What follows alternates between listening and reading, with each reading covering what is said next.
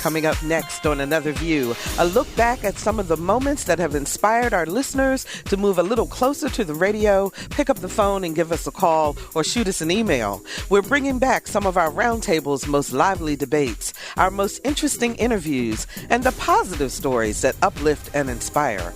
So stay tuned. The best of Another View is next, right after this news from NPR.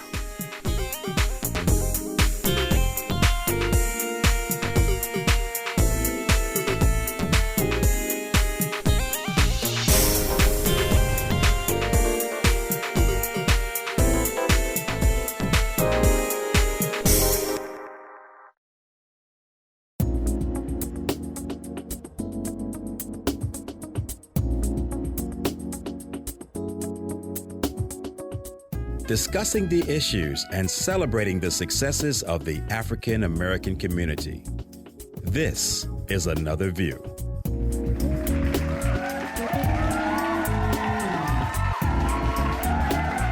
Good afternoon, everyone. I'm Barbara Ham Lee. Welcome to Another View.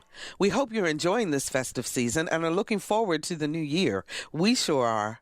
As we usher out 2011, we thought we'd take this time to look back at some of the moments that make Another View so special. From the lively and insightful debate that always ensues when our roundtable pundits come together, to the positive stories that my co-producer Lisa Godley brings us weekly. During the past 5 months that Another View has been on the radio and the years prior when we were on television, it has been our pleasure to talk about the issues that impact the African American community and look at possible solutions. So right now, we bring you some of those moments in this special broadcast featuring the best of Another View.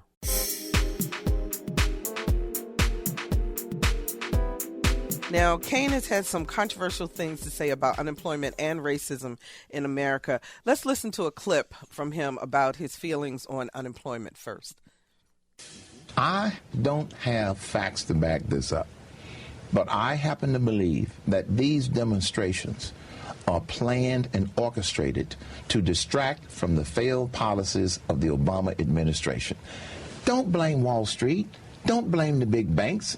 If you don't have a job and you're not rich, blame yourself. Bill, blame yourself? Absolutely. Absolutely. What's wrong with you? You said controversial? These are truth-telling. Liberals don't want to hear the truth. Why they don't want to hear the truth. In today's economy, why is it the unemployed's fault that they're unemployed? Because they're typically, you don't want to hear the words, and bear with me, lazy. Okay. Don't want to work. Big-headed, selfish, egotistical. They can't do the jobs that they need to do. What else do you want to say? The man is 100% right. Carol is about to explode. Go ahead, Carol. I think you take these positions just to be controversial yourself. Because first of all, not having a job and trying to find a job is a job in itself. Have you ever been unemployed? No. No. Okay. Well, then that's why you don't know. Because I'm willing to work at a McDonald's. I'm willing to work wherever it's necessary to bring money into my family. A lot of us are. No, you're not. All right, let Carol get her point out. Go ahead, Carol. A lot Carol. of us are willing to work. Don't try to sue me because I know this. I know that a lot of people are willing to work. They're sending applications, resumes. They're going on interviews, and it's not happening. And they're not saying, I'm not going to take this kind of job because it's demeaning. They will take any, but the jobs aren't there. I love one of the first things that Herman Cain said was, I don't have facts to back this up. Exactly. So we're not going to ask which body part he pulled it out of to get his comments. But to think that people in this economy, given the recession that we've been through, it's their fault if they can't get a job. It's just one of the craziest things I've ever heard.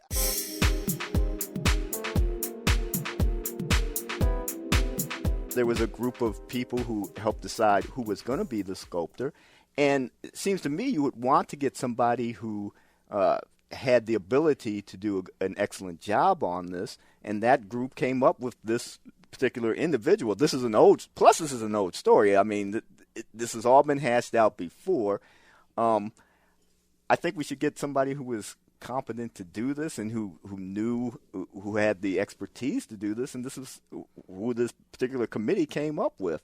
So that does not. But and the other thing you got to remember too, the committee, if I'm not mistaken, was predominantly African American. If it wasn't all African American, just because your skin is black doesn't mean your mind is black. Oh, These were a bunch of Uncle Tom people disconnected from their communities, didn't have a sense of what we suffer to get to the point. So you're an Uncle Tom if you don't select a black person. No, I didn't say that. That is basically what you said. You know, you're trying to clean it up now. No, I'm not trying to clean it up. You know the people said. I'm talking about. Don't sit here and act like you don't know who I'm talking about. Don't act like we know this. You know what? Sometimes I just have to tune you out. Well, Sometimes you're tuned out. You're dead to me for the rest of this broadcast. Well, dead to me. That's your choice. This is America. Okay, well, before you guys kill each other. This is America. For you to understand what I'm not saying, and we could go through it if you want to. For me, it's ludicrous. What you understand what I'm saying? These people don't have any interest of the African American community. That's why they don't care if 350,000 of us have died over the past 20 years or come back to their community. They don't care if Norfolk Public Schools, which is 70% black, and the kids aren't graduating. I mean, don't give me that. Where are these people? This was who is the best person to do this particular work. Best selected person. Let's not get it too twisted. No, it is Bill, not twisted. You're really getting kind of off center. No, on I'm this not, one. because I think that I believe in everybody. I don't believe in things. So we should have picked you then. I'm not a sculptor. I'm not one. But this was the person who this body considered the best person because to do they this. gave them $25 million. That's what the Chinese gave them. And everything in America works regardless of color. The one color that makes things happen is green.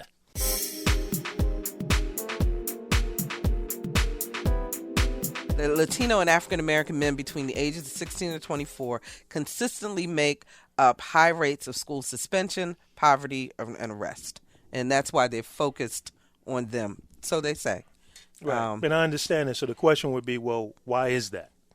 Absolutely.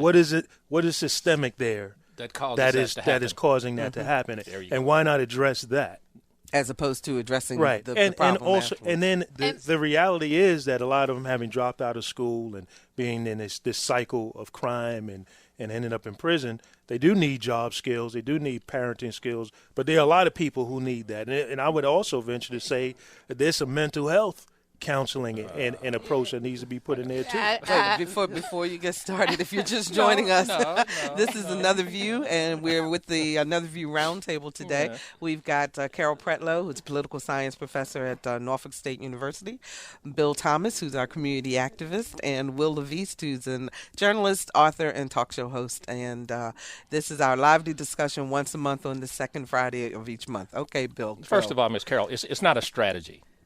The strategy is, at the very beginning, when you have children, raise them. That's the strategy. And that's ideal. When a kid is 16 years old, it is too late. I'm going to tell you. It's too late. And I agree with you. It is too late. You're not going to change that kid. That kid has not had any structure in their lives, no men, for especially the guys out there. You're not going to be able to, it's a. So do we give up on them? Yes. Exactly. You move on and you take the kids that are coming up now, the younger ones, and try to fix that. Number one is, the biggest problem is the jobs issue. The jobs are now mental. There are no more back-breaking jobs anymore. Even in New York City, I just noticed when they were fixing 2nd Avenue, or that big street, they're putting a new subway down, 2nd Avenue, whatever avenue. You looked at those pictures when they had that on Today Show maybe 2 weeks ago. There were all the Latinos and white folks doing all the work that we used to do. So the employment opportunity for somebody 16 years old with no education is minimum. I think we ought to try to save the ones that are coming, that are now being born today, and go forward. I agree that we need to save those, but then what are we going to do with those people who are 16 and up? They're going to jail anyhow. No, so they're going to jail. They are going to jail. Yes, anyway. they are. As a Christian, I can't believe it. I'm sitting next to another Christian who was saying that. No, I'm a realist. Just forget about them. Just throw them under the rug. Throw them under the bridge. You go right down here. You go right down here. You guys are. And I don't want to be one at a time. One at a time. Go ahead, Bill. Did you just look at the state results, the testing results for the Commonwealth of Virginia? Mm-hmm. Did you see what they said? 38% of 38% did not make it. Are you kidding me? What planet are y'all coming from? I'm coming from the planet that says, okay, society is not perfect. The educational system is not perfect. But we can't just walk away from kids just because some part of it did not reach them. We've got to figure out what's going to reach them and how to do it. And sure, we're going to work with those people who are 3 and 4 and 5 and 6, but we cannot let the 16-year-olds, the 17, the 18-year-olds just say, oh, well, so what for that? We have an entitlement nation. These kids feel that they're entitled to something that they can't work for or put aside for themselves. It's over. America it's over. We can't afford to do it, number one. People, we have So they turn to crime because we walk away from them. Then they turn to crime and other means. Whereas if we try to save them, maybe we have saved them from going into the penal system. Maybe we have prevented them. And it's really, I think that the mentality that my friend Bill is espousing is one of the reasons why kids are failing when it comes to education. Wait a minute, let him finish. And the reason why is because we don't value education as being critical to upward mobility anymore. Young people don't value it. As in our generation, I'm a Gen Xer. We valued education was ingrained. You've got to get educated. That's what's going to get you out of this 16-story project housing building that you're in. You know, so where did it turn? And I think it turned in that as you transfer from generation to generation, and you got people moving out of communities, and you have this kind of mentality of, just forget those folk and just build a prison for them. Then they're coming up in their environments not having any value of education. You can't get away with that.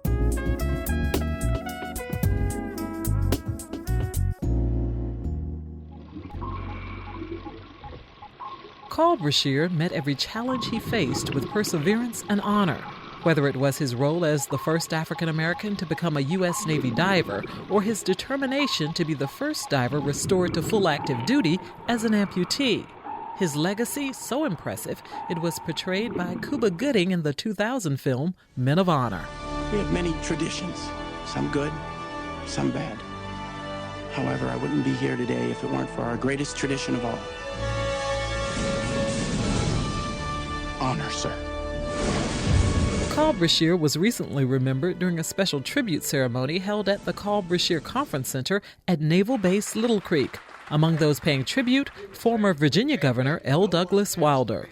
It's important to remind these youngsters that there was someone who showed what you could do with far less than you ever had, far less than you would imagine that you could ever achieve with.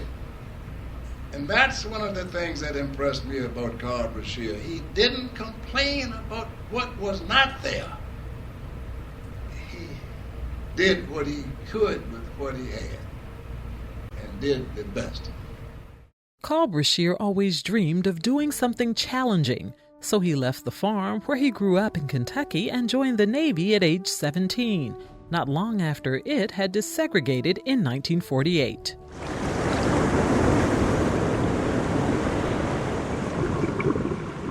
He was accepted into and graduated from the diving program 6 years later. But the road was not easy. Brashear battled discrimination on a daily basis, which included hate notes left on his bunk. But he never gave up. Brashear's determination was reflected once again in a poem read by his grandson Tyler during the ceremony. A true man of honor is not a perfect man, for it is not his own strength that he is able to stand. But he worships and serves a perfect God, for it is he who gives him the courage to stand against all odds. In 1966, while helping the Navy recover a hydrogen bomb, he severely injured his left leg, which had to be amputated to avoid gangrene. The Navy wanted him to retire, but he refused and began a rigorous training program which included running and calisthenics using a prosthetic leg. His perseverance paid off, earning him the title of Master Diver in 1970. What did he say to you to make you try so hard? Be the best. Well, you are. Why do you want this so badly? Because they said I couldn't have it. And his legacy lives on through the Carl Brashear Foundation. As part of the memorial celebration, Brashear's son Philip presented the Hampton VA Hospital with a $1,000 donation. And my father not only was a patient of various VA hospitals throughout the state of Virginia, he was also a member who would go out and visit these hospitals to help build up and keep the guys that are in those hospitals uplifted, to encourage them, to be an example for them. The Brashear family hopes to make the tribute an annual event, not only to give back financially, but as a tool to encourage others, regardless of their backgrounds, to hold their heads up high, stand strong, and persevere. For Another View, I'm Lisa Godley.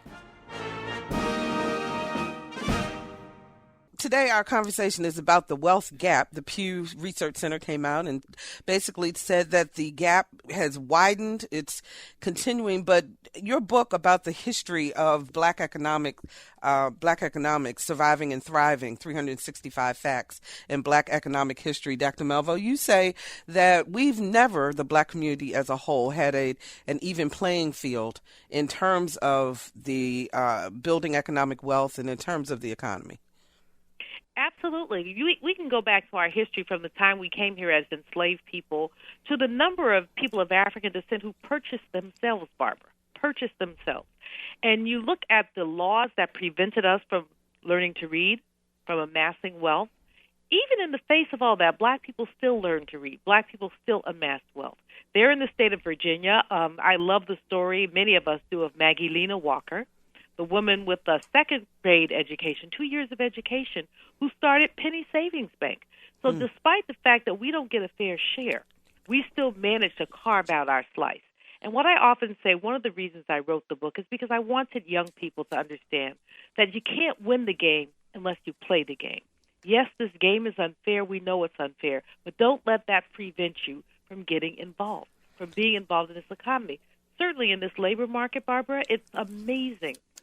Even in this labor market with all the layoffs, the cuts, the 9%, and that 9.1% is fiction. For all people then, it's almost 16%.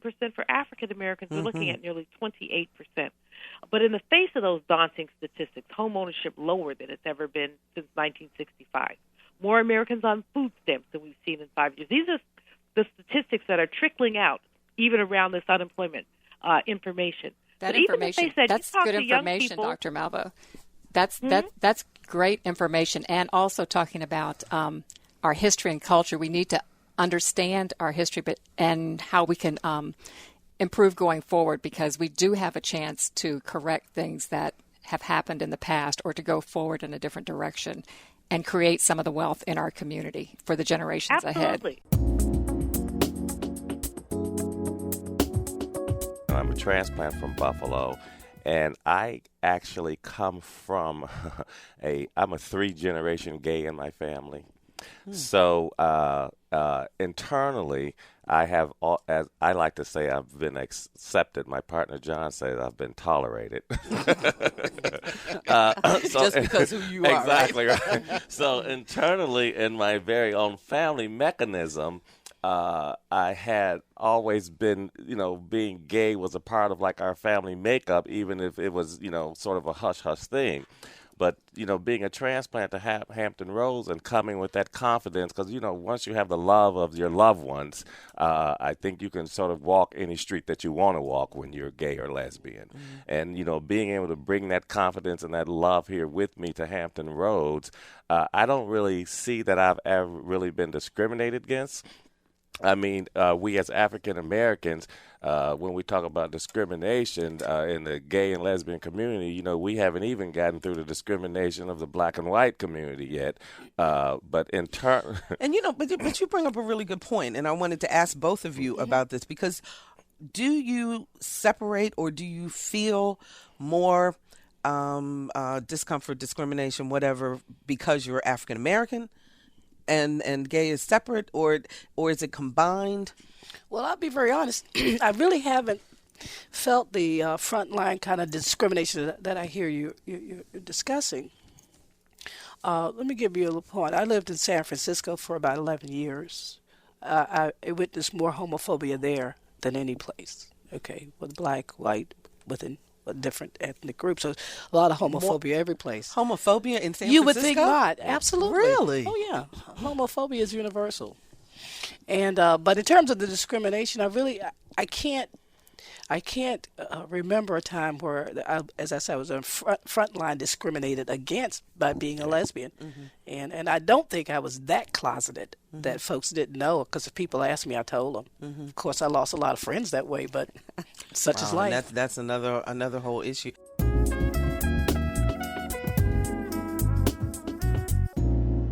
Instead of CNN and NBC and everyone else saying, look at all those refugees trapped in New Orleans, what if you'd heard, look at all those Democratic voters trapped on the roofs of their home, right?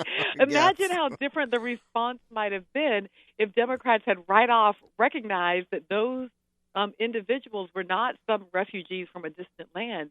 They are the core constituency of Democratic voters in the state of Louisiana. And even the people who were affected, while they had not read your book yet, but in the whole idea of using American flags to signal, to put out there. We were talking about the proliferation of American flags and how people were surprised that as many people that were affected by the storm actually had American flags in their homes. And very particular kinds of American flags. The size of those flags indicates that they are probably the flags that came from the caskets of service members. These are not the little, ones that you hand to your kid to wave at a 4th of July parade. Right. These are the enormous flags that are folded very particularly and handed to the families of men and women who die in service to their country. And so we're talking about people who are the family members of those who gave their life for this country, trapped in a city without so much as bottled water brought to them, waving these flags, indicating not only their need for rescue, but their connection to America, their role as citizens. And yet it was so easy to understand them not as citizens, but as thugs, as criminals, as dangers to the social and political fabric. Somewhere over the rainbow, way up high. 17-year-old LaQuanda Reed has been singing ever since she could talk, and the Maury High School senior couldn't be happier playing Dorothy in the Hurrah Players production of The Wizard of Oz. There was a lot of people who went out for the role of Dorothy, but I'm really, really lucky that I got it. I'm really honored. We had to sing and dance at the same exact time. It was difficult. We had like 5 minutes to learn the dance, and then we had to do it as we sang, so I was just really lucky that I got it.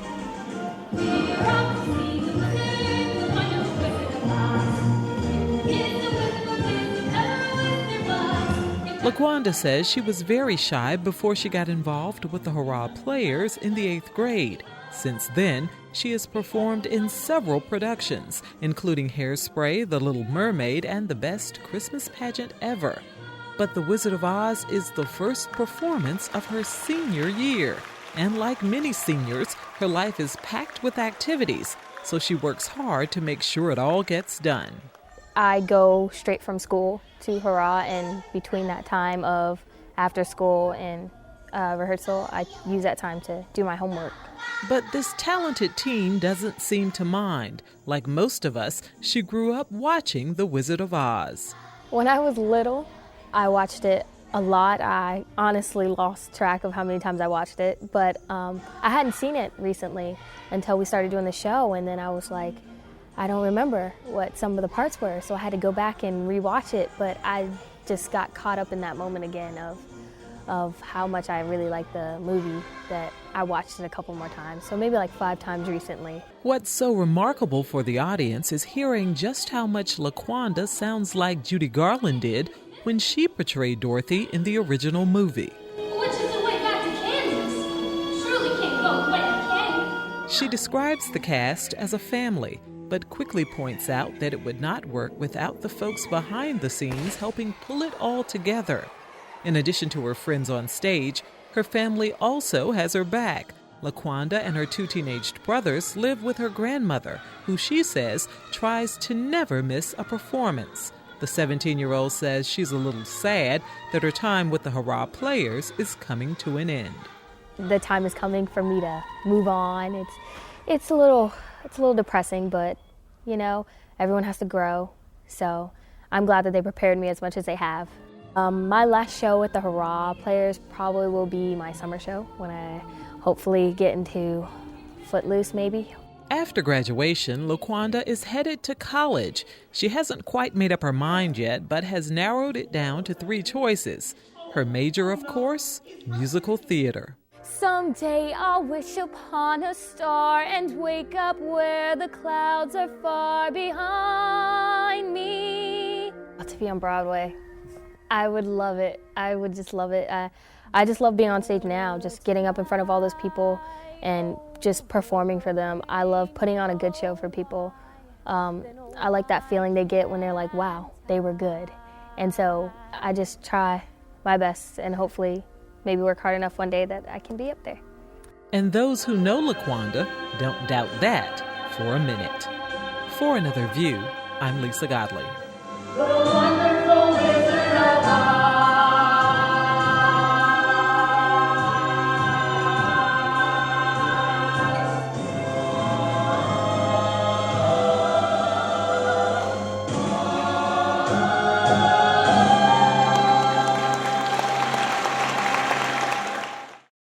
We've had the opportunity on Another View to meet and interview some pretty interesting people.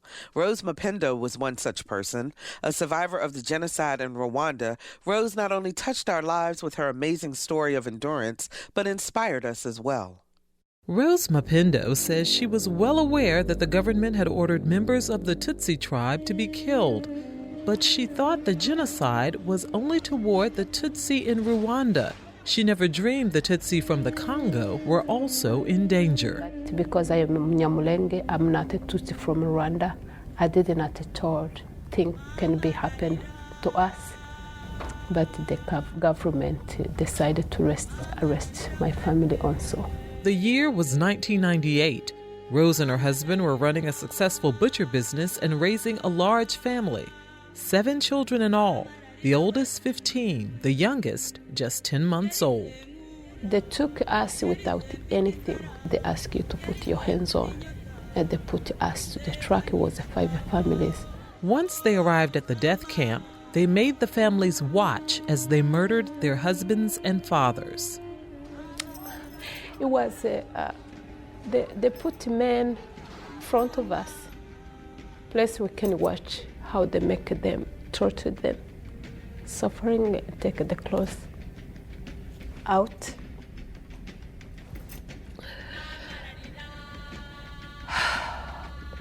We wish to be like them because they died quickly. They killed them. They did not take a long time like us. Rose says the soldiers refused to shoot the women and children, calling them a waste of bullets. They say women, they are nothing. They have to die from nothing. For the next 16 months, Rose, her 7 children, and 4 other families were left to starve in deplorable conditions. And in the midst of it all, Rose realized that she was pregnant. It was the flies everywhere. It was the lice everywhere. When I gave birth to twins, surrounded with the 29 children, in dark, without any light. Without even season to cut the umbilical cord. So they used a piece of wood. In her pain, Rose had a revelation. She decided to forgive the high commanders who ran the death camp and named her twins after them. The best honor you can give to your best friend is to name your child after him. Our release was connected through the forgiveness, because when I named the commanders, when it was a time for all of us to be killed, the commanders, I named them, they said we can't kill them here. And they sent us to different regions with capital. Those commanders said, in a culture you cannot kill somebody who was named after you. In the new camp, Rose's 14-year-old son was considered a man and was scheduled to be executed. Sometimes you think when the sun was going down, who's going to be the next tonight? In an effort to save her son's life, Rose asked her oldest daughter if she would agree to marry one of the soldiers. She agreed. The same military who had my daughter, he went to talk to the President Kabila, who is president today. He said, in that area, there is a people captivity. One of them is my wife. I love her, and I want you to do something. He gave an order, they cannot kill you no more. Rose's twins, who were 8 months old, weighed just 2 pounds. Nobody can believe they can survive. That's a miracle. And really, I want always to encourage people for no matter what, to never give up. The twins are now 12, healthy and happy. And so are the rest of Rose's children, the oldest now 29, and all eager to share their story of survival and forgiveness. We should love one another. We should forgive the past, because I believe nobody can change outside without change what is inside. For Another View, I'm Lisa Godley.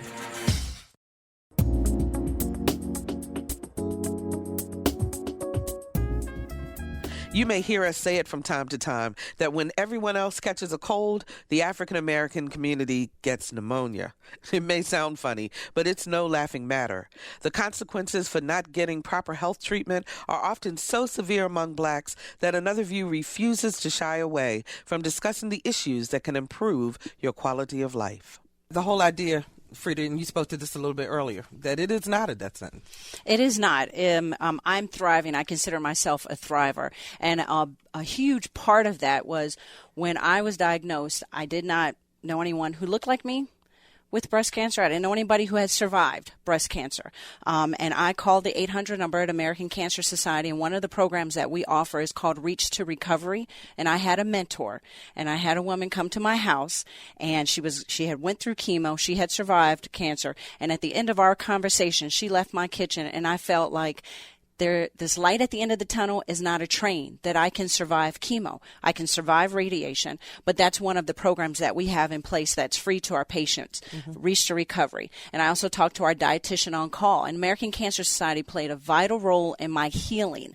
And to be able to give back to the community has just been such a big, important part. And even as I live with stage 4 metastatic breast cancer right now, I'm thriving. I'm thriving. And that's the message that I think will help with the fear of cancer equals death. It does not. Explain that. You say you're living now with metastatic stage 4. Well, after I was diagnosed, I was in remission for 5 years and on the drug called tamoxifen, and I had the recurrence, and that's always a fear for breast cancer survivors. Is it going to come back? And it did, and it came back. And metastatic breast cancer means that it's in locations outside of the original site. So the cancer came back in my hips, my bones, my lungs, and we're managing it. We're able to manage the disease. Something works for a while. We try something else. I'm actually on a drug right now that's used for prostate cancer because we're trying that. 2 months ago, the cancer had progressed. I had 10 treatments of head and neck radiation treatment, and we're in the managing stages. And I live every day being grateful for that day and hoping that I'm living God's purpose as I meet different women who are newly diagnosed, and to be able to say, you're not going to die from this disease right now. And cancer does not equal death. And American Cancer Society has just played a very vital role in that with the services that we offer. Leon, that you can speak also because your wife's cancer went into remission too, did it not? My wife's cancer went into remission, and as a result, we kind of thought we were getting better, and we, sort of kind of started kicking up and having a, good look at it. And then my wife did a re-exam as a result, and where her scar tissue was, she thought to say, well, look at this scar tissue. And I'm like, honey, okay, you telling me, but let's tell the doctor about this. Let's let them know what this is. And so when they went back, as a result of the invasive ductal carcinoma, which was the first type of cancer she had, they realized that now she's the triple negative cancer. So my wife had 2 cancers going on in each breast at the same time. So it wasn't a fear for us in terms of what we're going to do. We're going to get on this right now.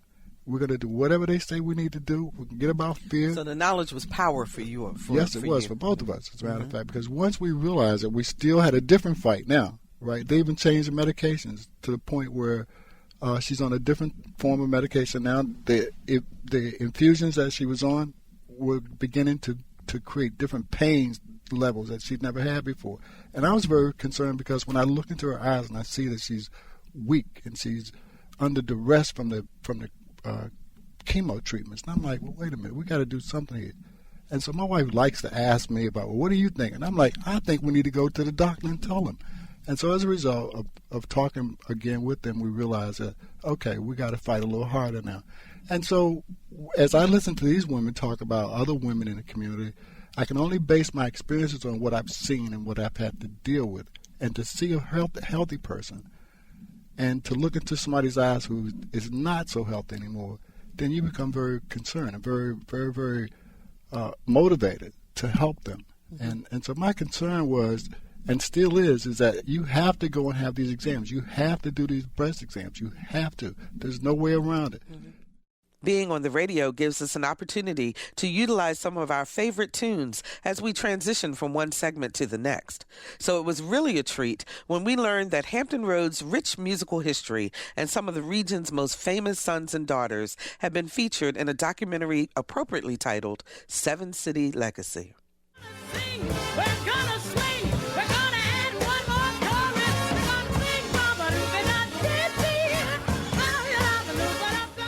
Known for her brilliant execution of scat singing, Ella Fitzgerald was considered one of the most influential vocalists of the 20th century. Her talent netted her 13 Grammys and a Presidential Medal of Freedom Award. Lady Ella was also born in Newport News, making her a 7-city legacy. A tisket, a tasket, a brown and yellow basket. I send a letter to my mommy. On the way I dropped it. I asked 7 City co-producer Danielle Coley about the film's historic look at musicians and the artistry that stems from the Hampton Roads region. Our whole aim was to go over a span of several different decades, so we date back to the 20s and 30s with Ella Fitzgerald, Pearl Bailey. Tired of the tears I've shed, tired of living in the rain. A lot of them I didn't even know were originally from here, so that in itself was definitely amazing to me. And just to see their progress and how tied and integral they were to this area, particularly like Pearl Bailey. She has a library named after her in Newport News. While the documentary may start with artists in the 1920s, it quickly moves down a timeline, bringing in artists from the Civil Rights era, like R&B singer and Portsmouth native Ruth Brown.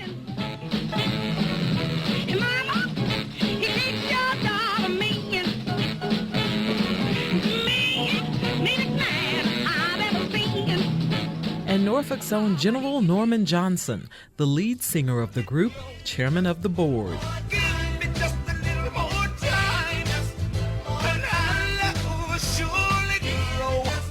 Co-producer Stephen Gale talks about his aha moment while researching and writing the film. I'm not originally from here, so I didn't really know about the history of the Attucks Theater. And that it was considered the Apollo of the South. General Johnson was born practically next door to the theater and raised in that exact same neighborhood. And it was just like, wow, this is really a legacy of music and a legacy of artistry and a preservation of culture. That same music that has touched so many lives over the years continues to influence music today. General Norman Johnson, he provided samples that artists of today are currently using. Kanye West has sampled him. Mary has sampled him. John Mayer has sampled. Their music and their legacy is still integral to music today. Artists like Antoine Henderson, who goes by the name Hen, can definitely relate to the impact artists from this region have had on up-and-coming performers. I was a heavy Neptunes, Pharrell Williams and Chad Hugo. I was a big fan of their sound. Before I even knew that they were from this area, when I was living up in Connecticut, my last year living there, I was just, so fascinated by that sound and what they were doing. 7 City Legacy would not be complete without a look at some of the modern day artists like rapper Keynote Speaker or WHRV's own Jay Sennett.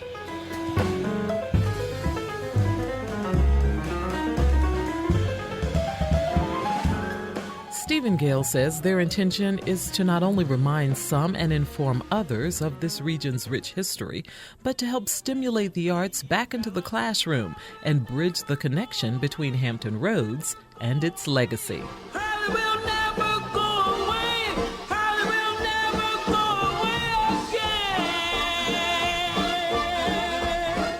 For Another View, I'm Lisa Godley. This region has no shortage of dedicated people who spend their time and energy working to make things better for others. We took you to St. Mary's Soup Kitchen in Norfolk, where volunteers spend 4 days a week feeding the hungry. We also introduced you to Monica and Tony Brothers, founders of the Still Hope Foundation, who joined us to discuss the challenges and rewards of being a single mother. So, Monica, what exactly does the Still Hope Foundation do for single mothers? Well, the intent is to provide support and guidance. We don't do any emergency financial assistance. It's really about helping them to make decisions, learn how to make confident decisions, and provide them with a mentor, and it's a volunteer from the community, a woman who's going to say, I'll commit myself to a year relationship with you, and I'm going to help you navigate through some of the decisions and goal making that you're trying to do, just trying to make those footsteps going towards having a stable life for you and your kids. So it's really about putting people together to support to support each other. I want to bring on into the discussion Nicole Walker. Nicole is joining us by phone, and she is a single mother who found help through the Still Hope Foundation. Hi, Nicole. How are you? Hello. Hi, Monica. Hi, Tony. Hello, Nicole. How are you? Nicole, tell us, how did you find yourself in a single parent situation? Well, on July 25th, 2010, my ex-husband passed away, so I have a double whammy. I was divorced, and also he passed away. So that's how I found myself in a single parent. Mm-hmm. How many kids do you have? I have 4 boys. Okay. So tell us... I'm sorry, go ahead. No, go ahead. I was going to say, tell us some about what was happening in your life at that time as you tried to deal with that. Well, I just want to say that the first child, he actually isn't biologically mine. I adopted him. That was my ex-husband's son. So I do have 3 biological children, but I'm raising 4. Mm-hmm. The struggles that I have gone through since is not so much financially, because I do have the support from my parents. However, physically and emotionally and mentally, to take this child to after-school programs and take this child to football practice, and this one wants to do karate. So it's just so many emotions that was going through my mind, and mentally I was breaking down. Like, I really honestly felt like I was going to lose it. So one of my coworkers introduced me to Still Hope, and I sent, Monica Brothers a little email, and she responded quickly, and that's how I became part of Still Hope. And from ever since then until now, I must tell you that the mentor that I've been partnered with, she recites daily scriptures to me. She keeps me motivated, and she makes me, keep forward. So I definitely recommend this program to any single mom who is struggling with the same struggles that I go through. Of course, programs impacting the lives of our most valued resource, our children, are always near and dear to our hearts. What was going on in your elementary school before you found Park Place School? Well, I couldn't write in cursive, and I struggled with math and reading out loud. Okay. And how did that make you feel? What was a school day like for you when you went? It was hard.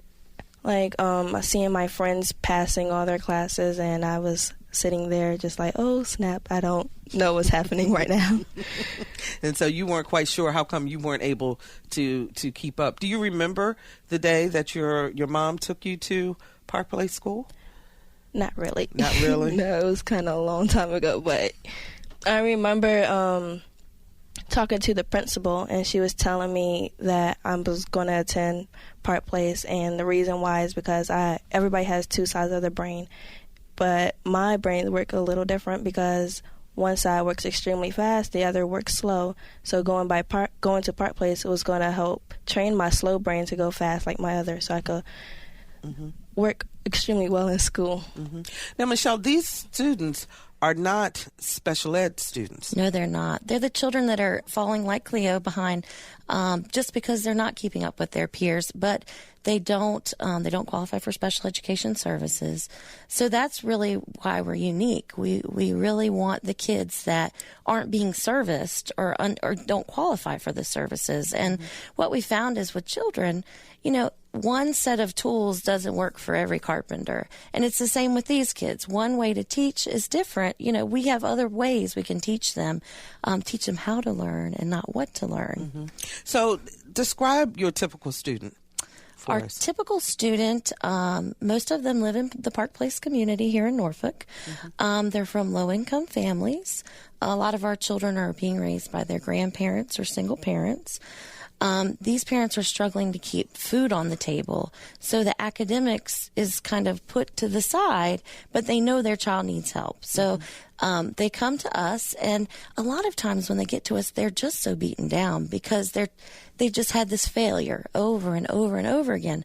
So you have to work on them and build them up and show them that they are smart, they just learn differently, and that they will be wonderful in school. Julianne, you're a teacher. Yes. You're in the classroom every day.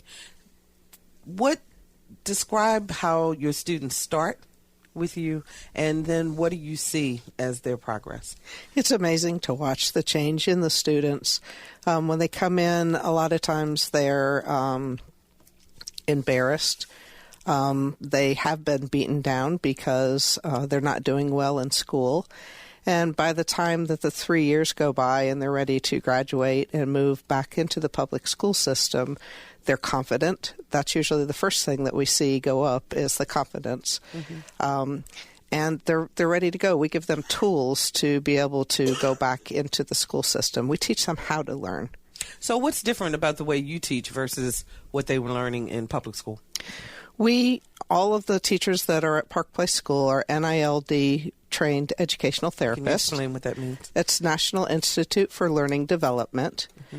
And so all of us, we incorporate techniques used by National Institute for Learning Development into the classroom. And so we work on a phonics-based approach. And like I said, we give them tools to teach them how to learn, different way of thinking. One Portsmouth-based program reaches out and transforms the lives of teenagers each and every week. Whether their desire is to act, sing, dance, or rap, the Renaissance Performing Arts and Drama Center, or RPAD, gives them a place to show off their skills in a positive environment.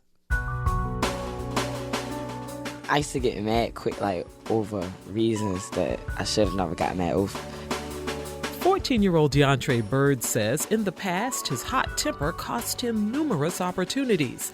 Now the Waters Middle School student flashes an infectious smile, so pleased that he's gotten his anger under control.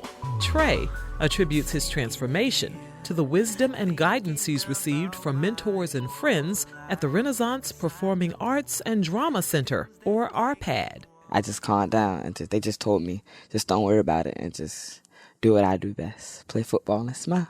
Trey is one of hundreds of teens who visit the RPAD on Victory Boulevard in Portsmouth each and every week.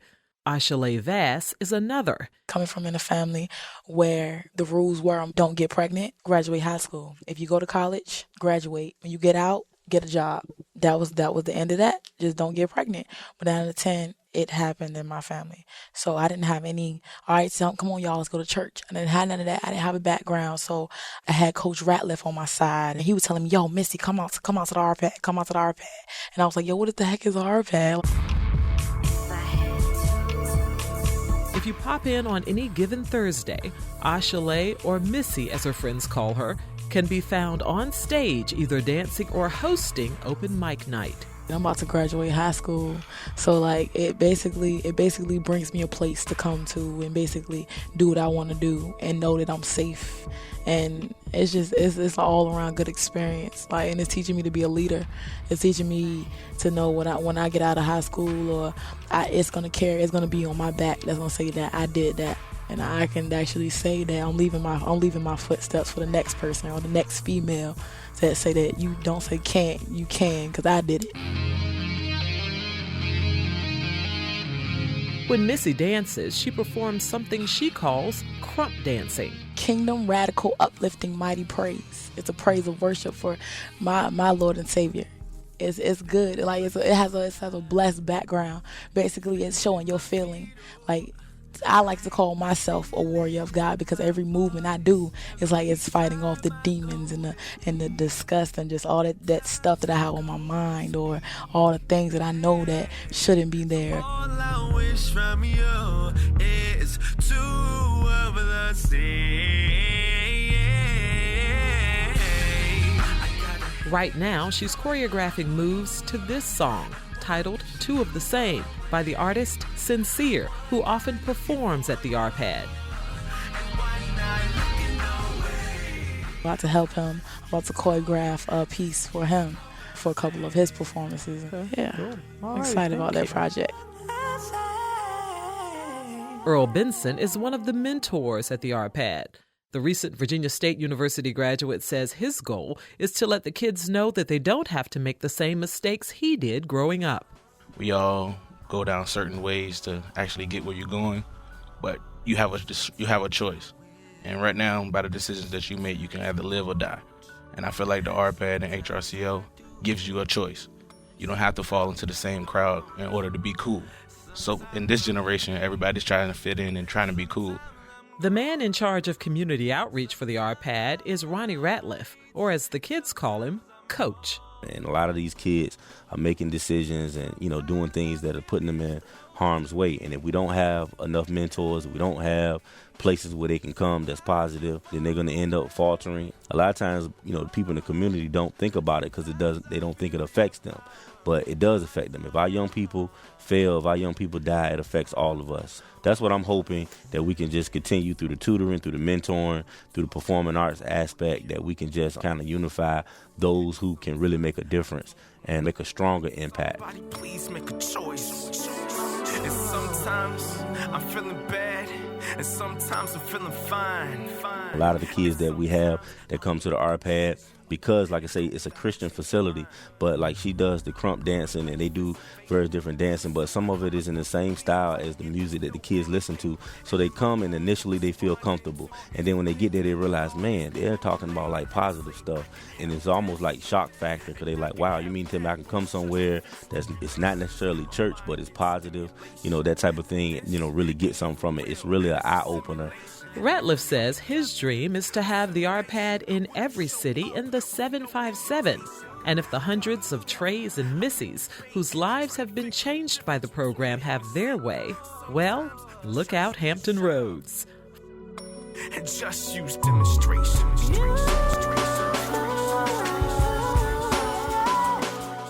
I just want other people to go to the ARPAD like me and just have fun and just learn more about God because He's good. It just helps you think. ARPAD is just something just to have fun. For Another View, I'm Lisa Godley.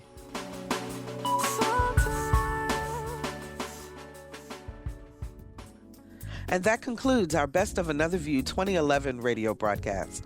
Next week on Another View, The Lemon Project, the effort by the College of William and Mary to repair race relations between the college and the African American community. On behalf of my co-producer Lisa Godley, audio engineer Perry Smith, and two young ladies who diligently worked as associate producers to bring you this Best of special, Aisha Hawk and Elena Outing, I'm Barbara Ham Lee. Happy New Year, everyone.